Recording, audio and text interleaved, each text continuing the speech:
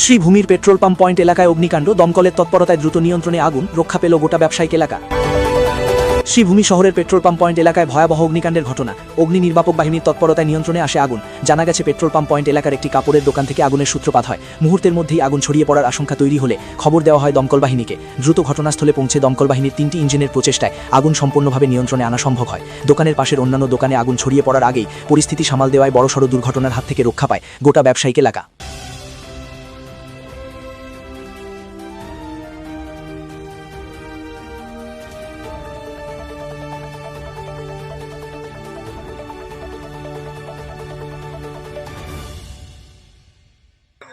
আছে বাকি এখন পুলিশ প্রশাসন আইছে, সব আইছে, তোমরাও আইছে, সবাই সহযোগিতায় আজকে দিল এই জায়গাটা বাঁচছে। আর কয়টা মানে মেইনলি কোন দোকানে আগুন লাগছে? ওই যে এটা কিতার দোকান আছে? এটা কাপড়ের দোকান, এটা লগে এই কাপড় দোকানের পিস, এটা লগে অন্য দোকান কানেক্টেড আছে? কানেক্ট, সব কানেক্ট, সব কানেক্ট, মা মেডিকেল, কামাখ্যা, মিষ্টান্ন দোকানদার থেকে সব বেকার দোকান, প্রতিটা শুধু কাপড় দোকান হইছে।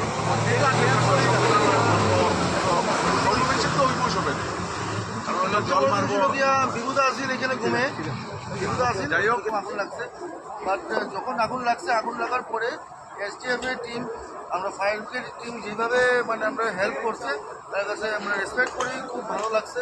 এবং আগুন এখন আপাতত নিভে গেছে এবং খুব ভালো লাগছে যে এসডিএফ এর টিম খুব সুন্দরভাবে হেল্প করছে।